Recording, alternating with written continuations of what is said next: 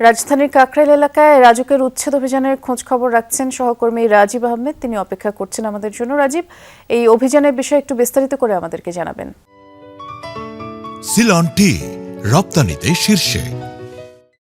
রাজধানীর কাকরাইলে শামসুল আলামিন নামে একটি ভবনে রাজুকের নকশা বহির্ভূতভাবে তারা ভবন নির্মাণের অভিযোগের প্রেক্ষিতে রাজুক আজকে অভিযান চালাচ্ছে এবং সকাল থেকে আমরা দেখেছি তারা প্রত্যেক ফ্লোরে অভিযান চালাচ্ছেন। তাদের অভিযোগের যে কথাটাই বলা হয়েছে যে এই ভবনে ফায়ার এক্সিটকে বন্ধ করে তারা ভিতরে ইন্টেরিয়র কাজ করেছেন এবং তারা যে বড় ধরনের কোনো অগ্নিকাণ্ডের দুর্ঘটনা ঘটলে যে মানুষ যে দ্রুত বের হবে সে ধরনের কোনো পরিস্থিতি বা পরিবেশ তারা রাখেননি। এই জন্য রাজুক থেকে তাদেরকে কয়েকবার চিঠি দেওয়া হলো। বারবার চিঠির প্রেক্ষিতে তারা উত্তর বা চিঠির কোনো গুরুত্ব না দেওয়ার প্রেক্ষিতে আজকে রাজুক থেকে অভিযান পরিচালনা করা হয় এবং এই অভিযান পরিচালনা আমরা দেখেছি যে 6তলা এবং 5তলা এবং 7তলা কিছু অংশ ভেঙে দিয়েছেন রাজুকের নির্বাহী ম্যাজিস্ট্রেটের উপস্থিতিতে এবং তারা এই ব্যত্যয়ের কারণে 2 লক্ষ টাকা জরিমানা করেছেন। এবং আমরা এখানে যদি একটু অথরাইজ অফিসারের সাথে যদি কথা বলি যে আসলে আপনারা এখানে কী ধরনের অভিযোগের প্রেক্ষিতে আজকে আপনারা অভিযানটা পরিচালনা করেছেন এবং কেন?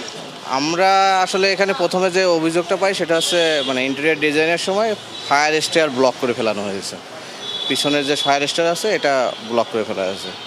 তখন আমরা সরজমিনে এসে দেখি যে আসলে পিছনের ফায়ার স্টেয়ারটা ব্লক করা হয়েছে, সামনে যে ফায়ার স্টেয়ারটা এটা আসলে ডোর নেই।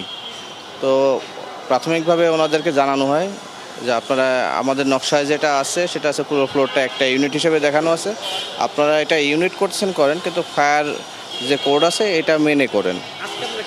আর আজকে যেটা আছে এর আগে একবার মোবাইল কোড হয়েছে, আর আজকে যেটা করেছে সেটা হচ্ছে আমরা এসে আমাদের যে নির্দেশনা ছিল আগে সেই নির্দেশনা তো মানেনি, যে কারণে আজকে আমরা 7th ফ্লোরের যে ক্লসিবল গেট আছে গেটটা আমরা ভেঙে ফেলছি।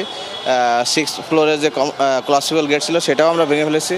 এই অভিযানের অংশে বিভিন্ন ধরনের যে অংশগুলো আছে তারা আজকে ভেঙে এবং তারা সতর্ক করে দিয়েছেন এবং তারা 1 মাস সময় দিয়ে গেছেন যে 1 মাসের ভিতরে যদি এগুলো অপসারণ না করা হয় তাহলে রাজুক থেকে আবার অভিযানের মাধ্যমে তাদেরকে এগুলা উচ্ছেদ করা হবে, এমনটাই জানিয়েছেন নির্বাহী ম্যাজিস্ট্রেট। শুনছিলাম আপনার মাধ্যমে। ধন্যবাদ রাজীব।